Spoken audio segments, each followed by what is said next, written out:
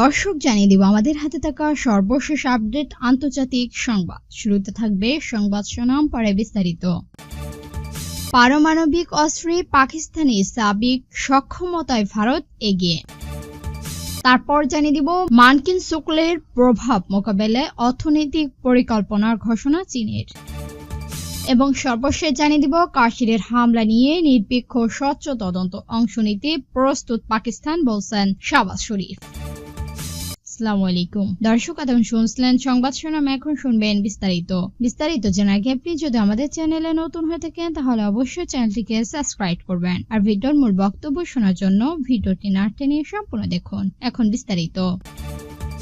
ভারত ও পাকিস্তানের মধ্যে সরকারি শক্তি তুলনা করা হলে সেখানে জনবল, অস্ত্র, বাজেট, পারমাণবিক ক্ষমতা ও কৌশলগত নীতি আদর্শ এক জটিল হিসাব নিকাশ প্রতিফলিত হয়। 1947 সালে বিভক্তির পর থেকে দুই দেশে একে অপরের প্রতিদ্বন্দ্বিতা হয়ে আসে।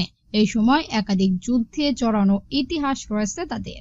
ভূরাজনৈতিক পক্ষপাতী বিবেচনা নিয়ে দীর্ঘ সময় ধরে উভয় দেশ উল্লেখ করার মতো সামরিক শক্তিও বজায় রেখে চলেছে।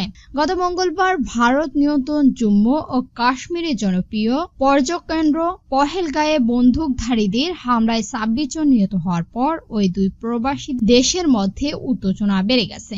এই হামলায় পাকিস্তান মদদ থাকার অভিযোগ তুলে ভারত দেশটির বিরুদ্ধে বেশ কয়েকটি পদক্ষেপ নিয়েছেন। পাল্টা ব্যবস্থা ঘোষণা করেছেন পাকিস্তানও। এমন পক্ষপাতে ভারত ও পাকিস্তান সামরিকভাবে সংঘাতে জড়িত পড়তে পারে এই আশঙ্কা অনেকের। প্রায়শ্চিত্তভাবে উভয় দেশের সামরিক সক্ষমতার বিষয়টি আলোচনায় উঠে আসে।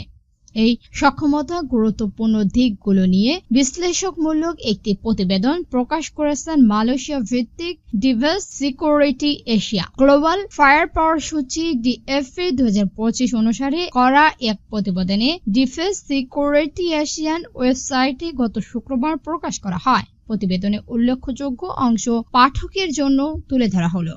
JPP 2025 এর 60টি দেশের বিশেষ জনশক্তি, সামরিক সামর্থ্যতা, অর্থনৈতিক ও ভৌগোলিক অবস্থান ইত্যাদি ভিত্তিতে 145টি দেশকে মূল্যায়ন করা হয়েছে।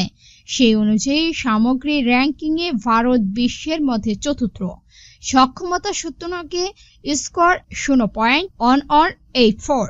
কম স্কোর মানে বেশি শক্তিশালী সেনাবাহিনী। এর ক্ষেত্রে পাকিস্তান বিশ্বে 12তম, স্কোর 0.2513। র্যাঙ্কিং এ ভারতের এই অবস্থান দেশটিকে বড় জনসংখ্যা, বৃহৎ পরিপ্রেক্ষিত, বাজেট ও বিস্তৃত পরিসরে সামরিক সম্পদে প্রতিফলন করে। অন্যদিকে পাকিস্তান ছোট অর্থনীতির কারণে নানা সীমাবদ্ধতা ও বৈদেশিক সহকর্মীদের, বিশেষ করে চীনের উপর নির্ভরশীলতা সত্ত্বেও ভারতকে মোকাবেলা কৌশলগত বিষয়গুলোকে মনোযোগী।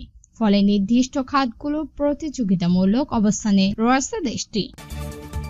মানকিন স্কলের প্রভাবে মোকাবেলার অর্থনৈতিক পরিকল্পনা ঘোষণা চীনে। যুক্তরাষ্ট্রের সঙ্গে চলমান বাণিজ্য উত্তেজনা ও অভ্যন্তরীণ অর্থনৈতিক চ্যালেঞ্জ মোকাবেলায় নতুন পরিকল্পিত ঘোষণা করেছেন চীন। শুক্রবার চীনের পলিটব্যুরোর এক উচ্চ পর্যায়ে বৈঠকে এই পরিকল্পনা বিস্তৃত তুলে ধরা হয়। সাংবাদিকদের মাধ্যমে প্রতিবেদনে বলা হয়েছে, 2025 সালে চীনের অর্থনীতিবিদ ইতিবাচক প্রবণতা দেখা গেলে বহির্গত ধাক্কা প্রভাব রয়েছে।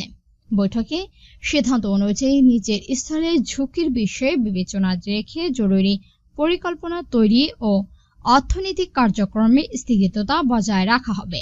মার্কিন প্রেসিডেন্ট ডোনাল্ড ট্রাম্পের অপরিবর্তনীয় সক্ষলের প্রতি ইঙ্গিত করে বিতর্কিততা বলা হয়েছে, চীন বহু পরিপ্রেক্ষিতে সমর্থন এবং একতরফা চাপ ও কার্যকলাপের বিরোধিতা করে আন্তর্জাতিক সম্প্রদায়ের সঙ্গে একযোগ কাজ করবে। শুক্রবার বৈঠকে অভ্যন্তরীণ অর্থনৈতিক চাঙ্গা করার জন্য একাধিক পক্ষের কথা জানানো হয়। এর মধ্যে রয়েছে বেকার ভাতা বৃদ্ধি, নিম্নর মাধ্যমে আয়ের মানুষের আয় বাড়ানো, সেবা খাতে উন্নত ভোগ্যব্যয় বৃদ্ধি ও বৈদেশিক ও অভ্যন্তরীণ বাণিজ্যে সংযুক্ত ত্বরান্বিত করা। এছাড়া দ্রুত নতুন আবাসন মডেল গড়ে তোলা, শহর পুনর্নির্মাণ পরিকল্পনা জোরদার করা এবং ব্যবসা প্রতিষ্ঠান ও নাগরিকদের জন্য আর্থিক সহযোগিতা বাড়ানোর উপর জোর দেওয়া হয়েছে। ট্রাম্প দাবি করেছেন, চীনের প্রেসিডেন্ট শি জিনপিং তাকে ফোন করেছেন স্কল নিয়ে আলোচনা করতে। তবে চীন পররাষ্ট্র মন্ত্রণালয় একে অস্বীকার করে বলেছেন এই ধরনের কোনো কথোপকথন হয়নি। কাশ্মীরের হামলা নিয়ে নিরপেক্ষ স্বেচ্ছ তদন্তে অংশ নিতে প্রস্তাব পাকিস্তান, বলছেন শাহবাজ শরীফ। পাকিস্তানের প্রধানমন্ত্রী শাহবাজ শরীফ শনিবার বলেছেন, ভারত নিয়ন্ত্রণে কাশ্মীরের পহেলগামের বন্দুককারীদের হামলায় 26 জন নিহত হওয়ার ঘটনায় যে কোনো নিরপেক্ষ স্বচ্ছ তদন্তে অংশ নিতে প্রস্তুত আছেন তার দেশ।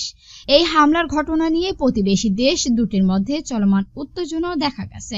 ভারতের আলোচনা করে পাকিস্তানের প্রধানমন্ত্রী বলেন, দেশটির ধারাবাহিকতা ভাবে ভ্রবন্তিক ও ভিত্তিকহীন অভিযোগ তুলেছেন এবং বাস্তব প্রমাণহীন অপপ্রচারের পথ বেছে নিয়েছেন।